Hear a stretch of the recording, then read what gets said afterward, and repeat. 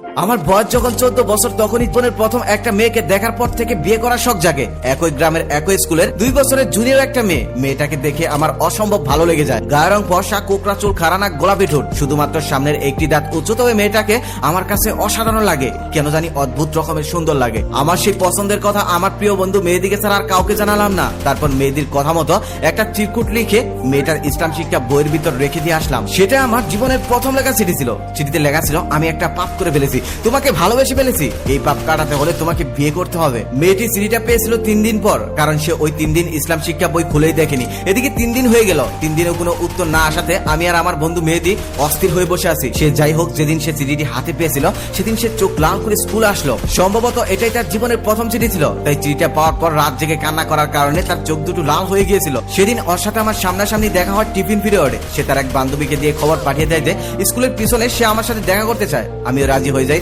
তারপর দৌড়ে চলে যায় স্কুলের পিছনে। মেয়েটা আগে থেকে সেখানে গিয়ে দাঁড়িয়েছিল। আমাকে দেখার সাথে সাথে সে আমাকে বলল, আপনি কি আমাকে ভালোবাসেন? আমি বললাম, বাসি। মেয়েটা তখন বলল, আপনার এই চিঠিটা নিয়ে গিয়ে যদি আমি হেডমাস্টারের কাছে নালিশ করে দেই, জানেন আপনার কি হবে? আমি তখন বললাম, জানবো না কেন, আমাকে পিটাতে পিটাতে একদম স্কুল থেকে মেন রুট পর্যন্ত দিয়ে আসবে। মেয়েটা তখন আবার বলল, তারপরেও ভালোবাসেন? আমি তখন বললাম, শুধু ভালোবাসি না, বিয়েও করতে চাই। মেয়েটা তখন আমাকে বলল, আমার তো বিয়ের বয়স হয়নি, মেয়েদের বিয়ের বয়স হতে 18 বছর লাগে, আর আপনারও বিয়ের বয়স হয়নি, ছেলেদের বিয়ের বয়স হতে 21 বছর লাগে। আমি তখন বললাম, তাহলে আমার যখন 21 হয়, তোমার যখন 18 হয়, আমরা তখনই বিয়ে করব। তখন মেয়েটা একটু আস্তে আস্তে বলল, সত্যি বিয়ে করবেন তো? আমি তখন বললাম, সত্যি বিয়ে করব। তখন মেয়েটা আবার বলল, তাহলে কথা দেন।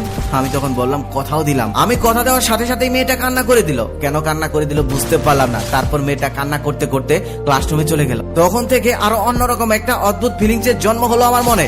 ভালোবেসে ফেললাম আমি ওকে। আমার প্রিয় বন্ধু মেহেদিদের পাশের বাড়ি ছিল ওদের বাড়ি, তাই আমার প্রিয় বন্ধু মেহেদিকে দিয়েই চিঠি আদান প্রদান করতে লাগলাম। এভাবেই চিঠি আদান প্রদান করতে করতে আমাদের ভালোবাসা 1 বছর কেটে গেল। 1 বছরের মধ্যে গ্রামের অনেকে আমাদের প্রেম সম্পর্কে জেনেও গেল। দুষ্ট ছেলে মেয়েরা গাছের মধ্যে